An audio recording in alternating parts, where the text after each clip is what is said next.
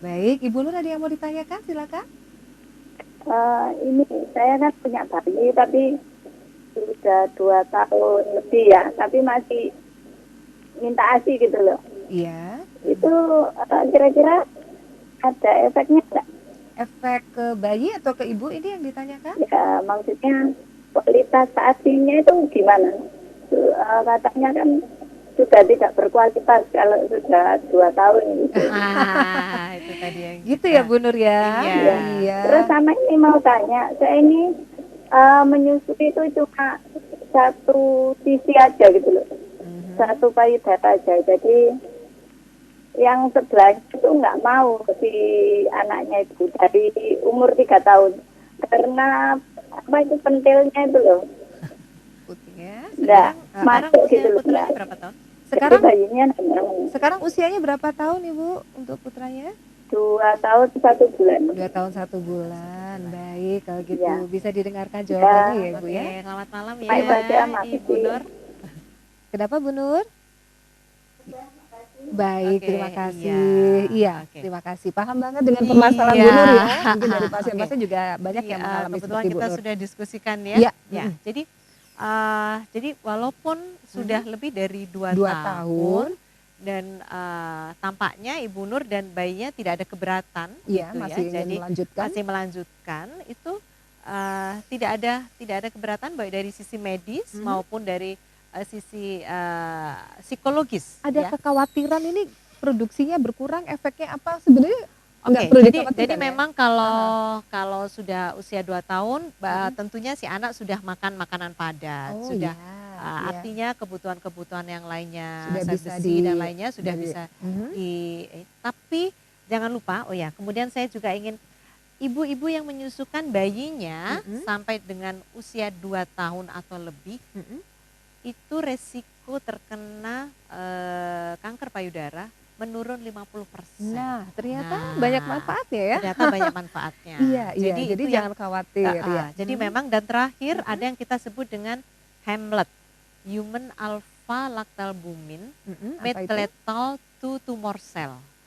Susah banget ya. Oke. Jadi begini, intinya ASI itu mengandung zat-zat yang sebetulnya dia bisa membunuh sel-sel kanker. Oh, begitu. Ya, jadi resikonya kenapa? jadi kecil Ya gitu betul. ya. Jadi kenapa anak-anak yang penelitian terakhir bahwa anak-anak yang mendapatkan ASI sampai dengan 2 tahun itu resiko terkena leukemia, kanker darah itu memang turun. Turun. Iya. Oh. Jadi ternyata karena memang ada zat yang namanya HAMLET dan HAMLET ini sekarang sedang diproyeksikan untuk modalitas terapi kanker.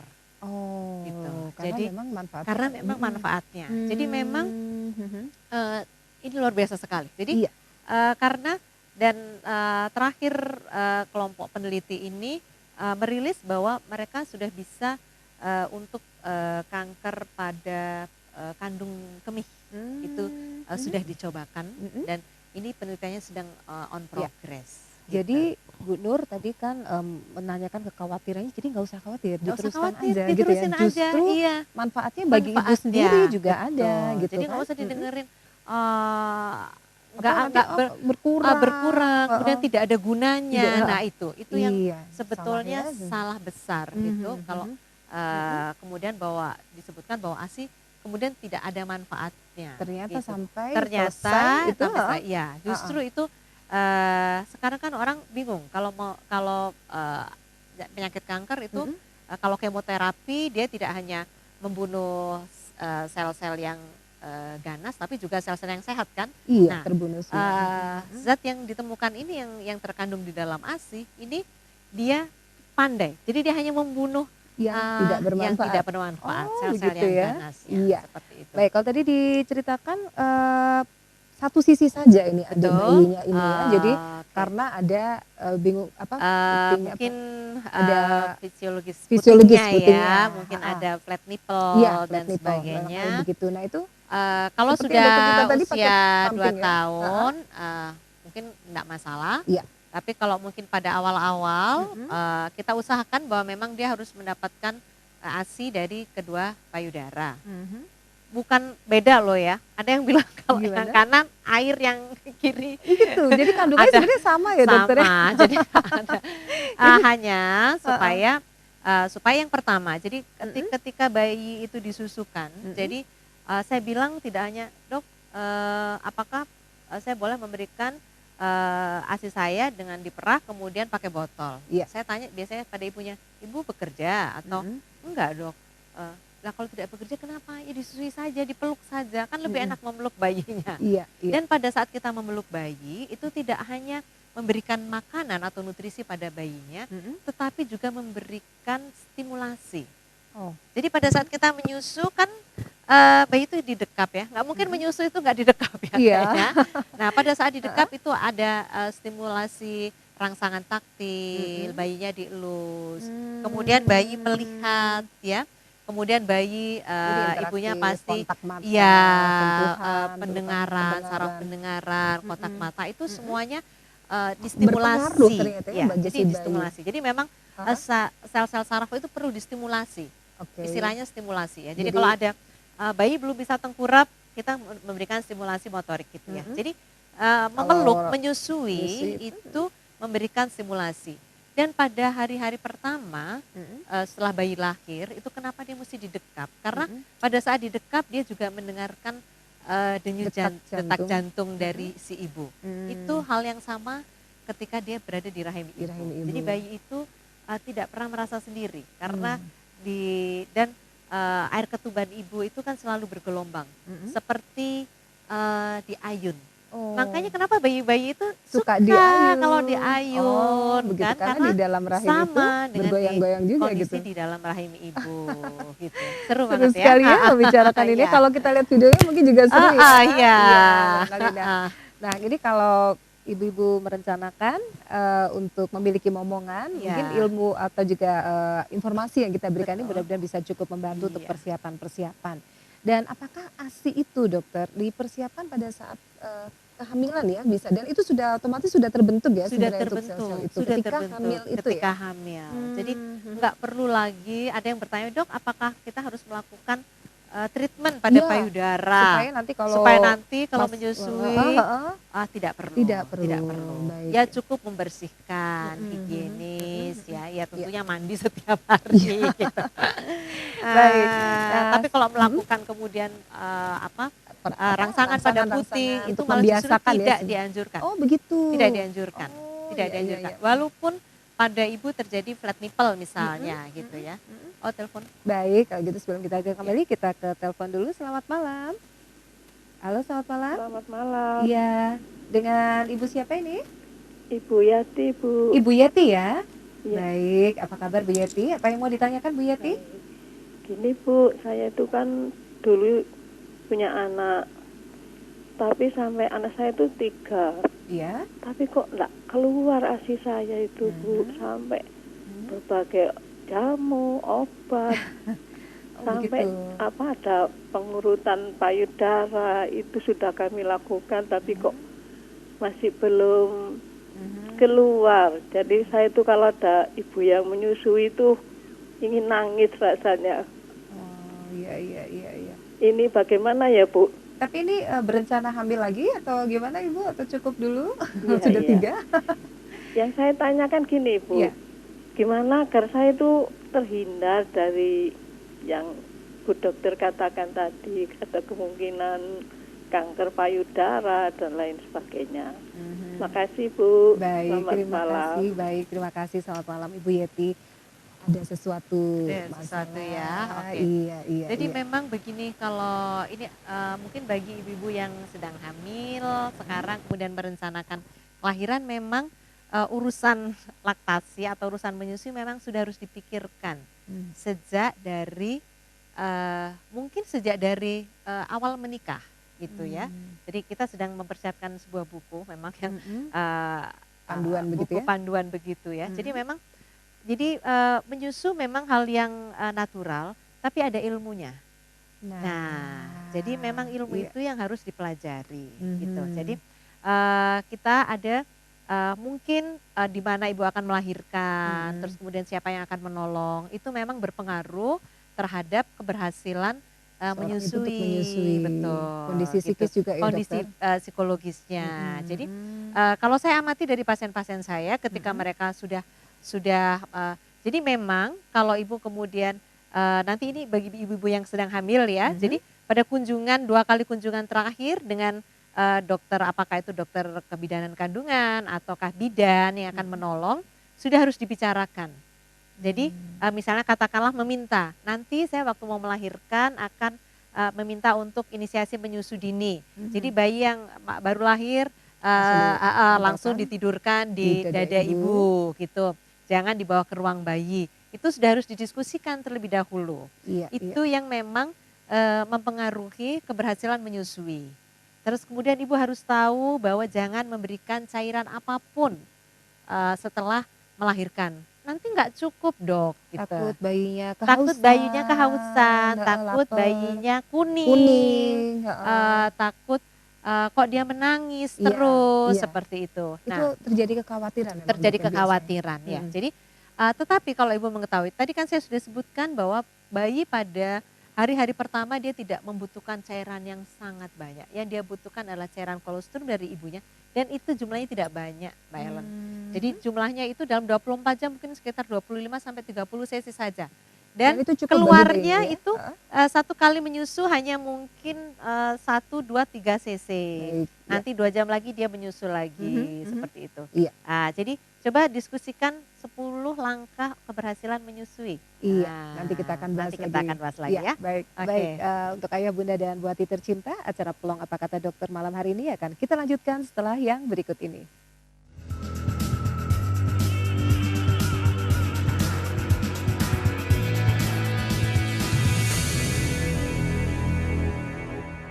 Pertama kali televisi masuk ke Indonesia sekitar era 60-an dengan siaran TV hitam putih. Dalam perkembangannya, televisi mengalami transisi ke dalam format berwarna. Saat ini, stasiun TV masih menggunakan siaran sistem analog. Keterbatasan frekuensi di siaran analog di masa sekarang menyulitkan perkembangan pertelevisian di Indonesia. Seiring dengan kebutuhan masyarakat akan layanan siaran televisi yang lebih baik, maka pemerintah mencanangkan program migrasi siaran TV analog menuju TV digital. Siaran televisi digital mempunyai keunggulan pada kualitas gambar yang tajam dan suara yang jernih. Sedangkan TV analog tidaklah demikian. Kualitas TV analog sangat rentan gangguan gambar dan suara. Selain itu, sinyal digital dapat menampung program siaran dengan banyak channel. Saat ini siaran percobaan TV digital sudah bisa dinikmati. Untuk menerima siaran TV digital, kita tetap bisa menggunakan unit televisi yang ada saat ini hanya dengan menambah alat converter atau set-top box. Cukup menggunakan antena yang ada, baik antena luar maupun antena dalam. Hubungkan kabel antena ke unit set-top box. Sambungkan kabel dari unit set-top box ke televisi yang ada. Carilah channel atau siaran TV digital layaknya mencari channel pada pesawat TV kita. Secara bertahap, TV digital bisa dinikmati oleh seluruh masyarakat Indonesia. Selain itu, bisa dinikmati di dalam mobil tanpa adanya gangguan gambar dan suara meski dalam keadaan berjalan. Di dalam suatu perubahan, pastinya akan terjadi pro kontra di kalangan masyarakat kita. Sosialisasi pemerintah terus dilakukan. Salah satunya dengan menghadirkan maskot TV digital burung nuri dengan nama Siarta, singkatan dari siaran digital. Dipersembahkan oleh Kominfo dan TVRI.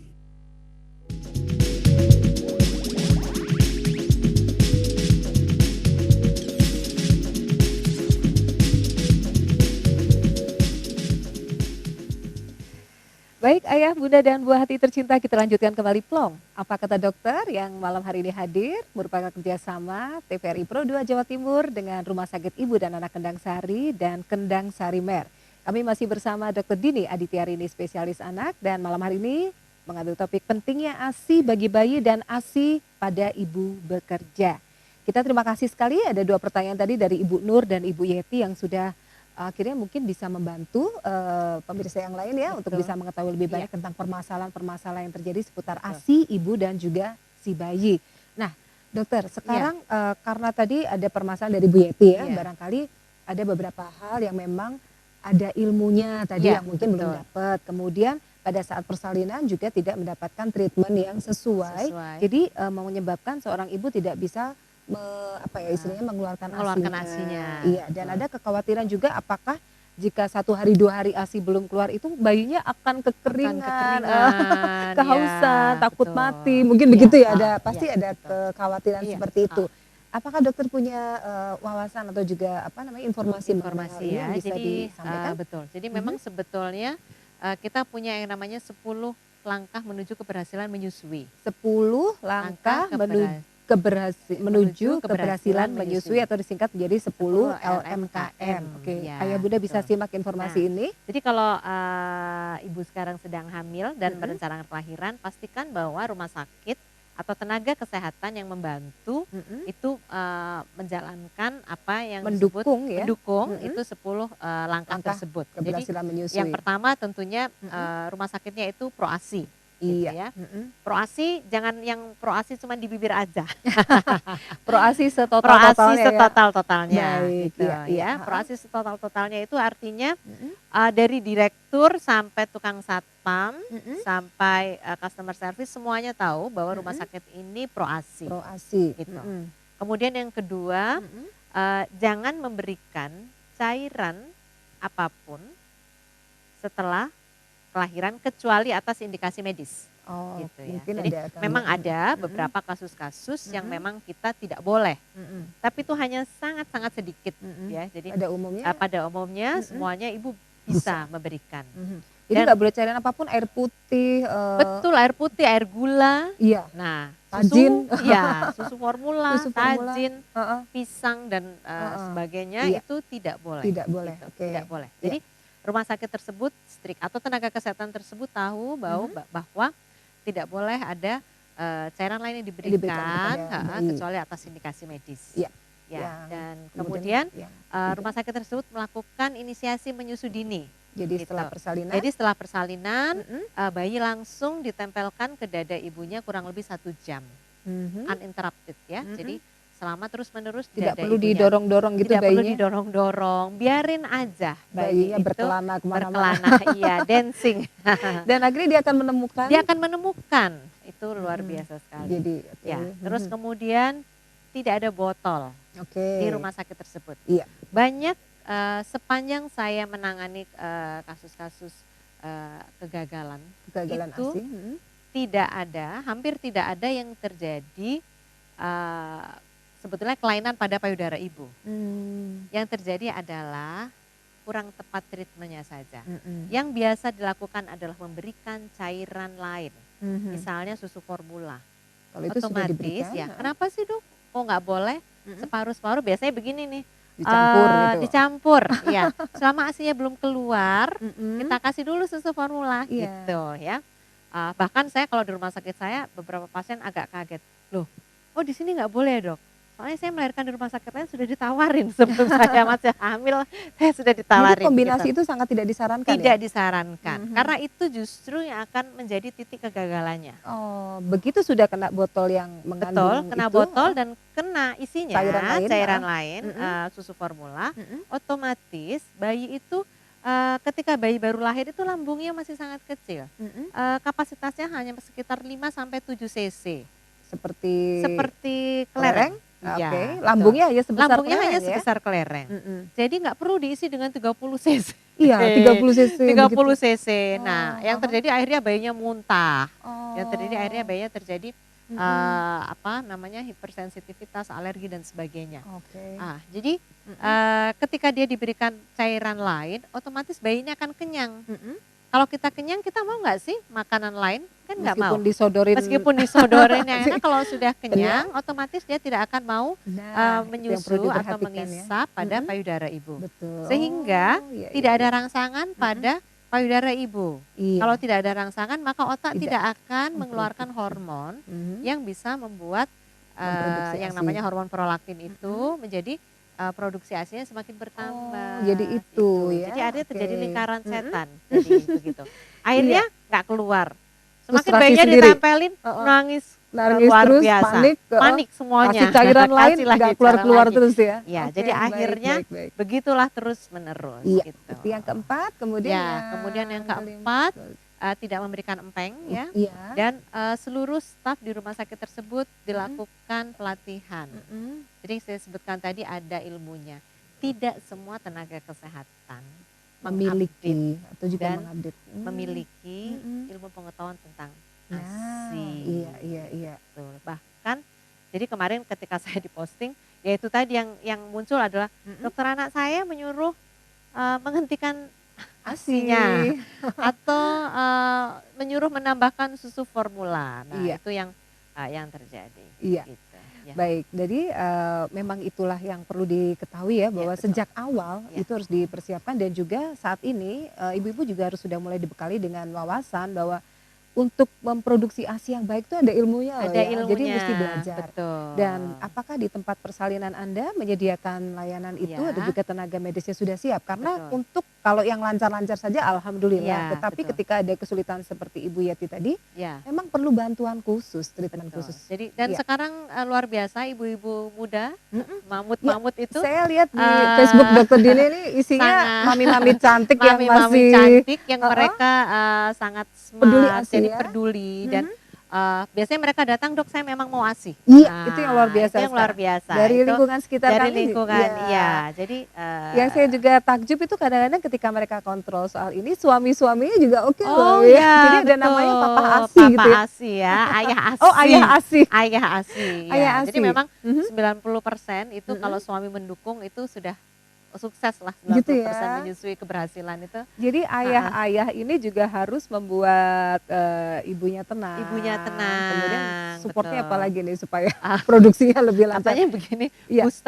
booster ya? ASI-nya itu dari ayahnya. Oh, begitu. Ya, betul. Iya. Satu lagi, Iya.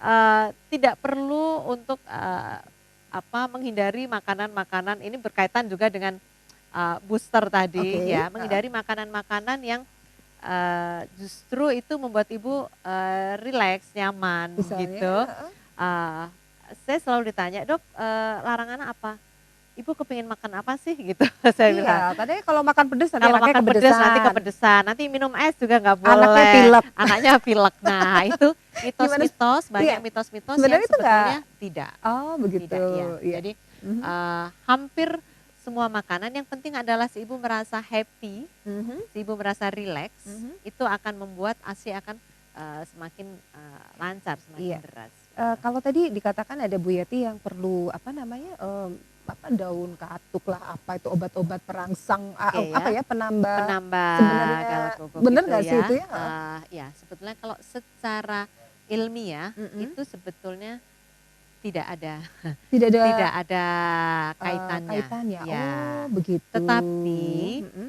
karena ASI ini berkaitan dengan masalah psikologis Mm-mm. gitu. Jadi kalau saya bilang, Mbak ini teh isinya racun gitu ya. Ih, Jadi Lidah. siapa tuh mau tuh minum kan sudah takut dulu. Iya, betul, betul. Begitu juga dengan zat-zat tadi. Ketika Misalnya katakan daun dikatakan- katuk. Iya, Daun wah ini bisa katuk memperlancar sudah ASI nih gitu ya. betul. Heeh. Nah, biasanya Mm-mm. si ibu sudah secara psikologis, aku kalau makan daun katuk banyak, ASI-nya banyak. ya nih. percaya dirinya jadi Oh, jadi lebih ke besar, sugestinya lebih ke ya. sugestinya. Mm-mm. Karena daun katuk itu berbeda-beda di Indonesia. Kalau di Jawa daun katuk, di Makassar jantung Namanya pisang. Oh, jantung Kalau pisang. kalau di Sumatera daun ketela gitu. Oh, Jadi berbeda-beda. Begitu. Menurut sugesti yang sudah berlaku di masyarakat di tersebut. masyarakat tersebut. Jadi sebenarnya Jadi, efeknya justru ke sugesti. iya, jadi saya bilang walaupun ibu makan daun katuk 1 kilo, tapi kalau ibu tidak susukan bayinya ya tetap saja tidak produksinya tidak produksinya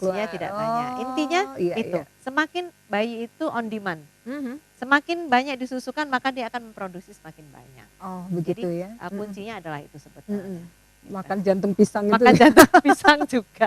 Bisa Yang di bikin sana ASI makan kan? bisa, iya, Iya. betul. Ya, jadi tidak perlu terlalu terpengaruh ya dengan Iya, betul, dengan apa itu Kalau namanya, harganya murah sih kandungan-kandungan. nggak apa-apa, tapi Mhm. kalau harganya mahal itu yang kemudian justru menghambat kan. Mhm. Waduh, Aku aku nggak harus beli ini dong. itu, Nanti tapi ASI karena nggak duitnya keluar. nggak ada nanti nggak keluar. Iya, Nah, itu itu jadi- yang kita takutkan. Jadi itu tidak Gitu. boleh ada Jadi pikiran tidak semacam boleh itu. ada pikiran seperti itu. Baik, baik. Iya. Ya, dokter dan juga ayah bunda serta Bu Hati tercinta di rumah, kita sampai di ujung acara nih ya. Oke, Baik, ya. kita akan review lagi Ya. untuk mengingatkan ayah bunda dan Bu Hati.